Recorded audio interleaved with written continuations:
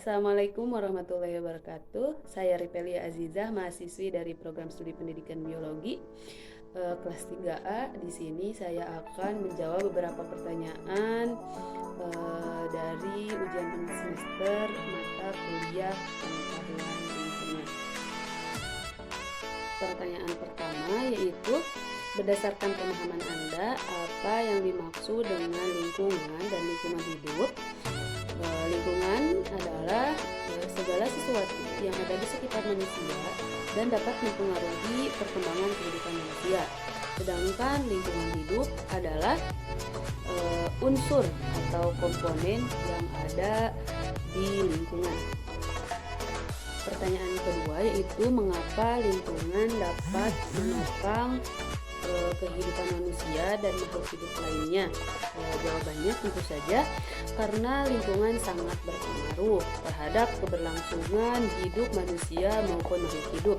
Contohnya seperti ada kerusakan tanah, tentu saja itu sangat memberikan pengaruh terhadap eksistensi manusia maupun makhluk hidup lainnya. Terus, apakah mempengaruhi keseimbangan lingkungan itu sendiri? Tentu saja berpengaruh. Kenapa? Karena kalau misalkan salah satu unsur atau bagian dari lingkungan itu sendiri ada yang hilang, pastinya itu sangat mempengaruhi. Contohnya seperti dalam rantai makanan. Apabila tikus misalkan punah, terus ular tidak bisa makan, tentu saja itu sangat berpengaruh ke yang lainnya karena rantai makanan itu tidak dapat berjalan. Untuk menjawab pertanyaan nomor 3, di sini saya akan menjelaskan sedikit mengenai siklus biogeokimia fosfor, di mana siklus biogeokimia merupakan perpindahan unsur-unsur kimia melalui makhluk hidup dan lingkungan abiotik yang berfungsi untuk mengatur keseimbangan ekosistem.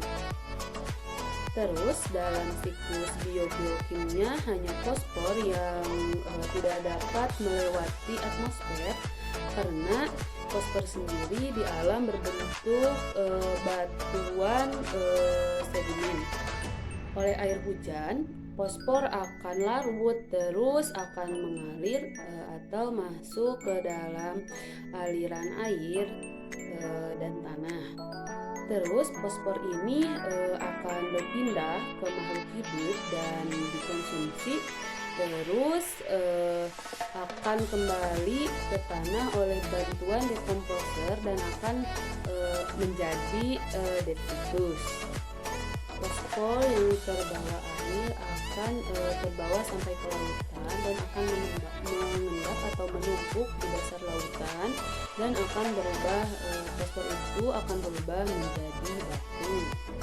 Ketika permukaan air laut mengalami penurunan dan dasar laut mengalami kenaikan, maka batuan yang mengandung fosfor akan menjadi bagian dari ekosistem darat.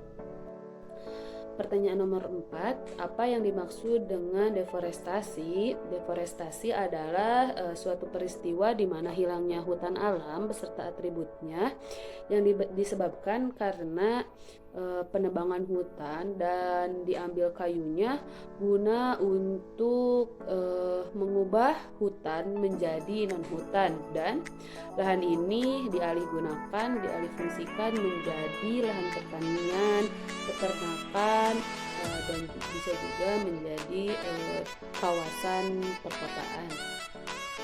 Terus ada beberapa penyebab dari terjadinya deforestasi lahan, di antaranya yaitu pembukaan lahan perkebunan kelapa sawit, terus kebakaran hutan, dan illegal logging. Ada beberapa dampak dari deforestasi. Tentu saja deforestasi itu sangat berdampak buruk terhadap tanah. Hilangnya hutan mengakibatkan air tidak dapat meresap ke tanah. Terus air hujan yang turun akan mengalir di permukaan dan hal itu dapat menyebabkan erosi. Tadi sudah disampaikan ada penyebab, terus ada dampak. Tentu saja pasti ada penanggulangannya. Penanggulangan dari deforestasi sendiri yang pertama ada pemulihan lahan terdegradasi, terus yang kedua ada pengawasan hutan, dan yang ketiga ada sertifikasi hukum. Pertanyaan terakhir yaitu apa yang dimaksud dengan dinamika penduduk? Jadi dinamika penduduk adalah perubahan atau pertumbuhan jumlah penduduk dari waktu ke waktu. Faktor apa aja sih yang mempengaruhinya? Yang pertama ada angka kelahiran, yang kedua ada angka kematian, yang ketiga ada perkembangan jumlah penduduk, yang keempat ada perpindahan penduduk atau persebaran penduduk.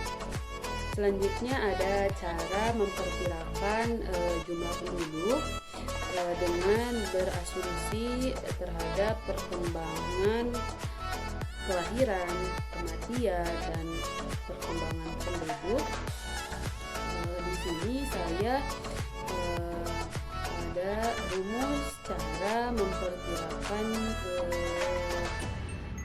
jumlah penduduk dengan rumus PN sama dengan P0 dikali 1 ditambah R pangkat N.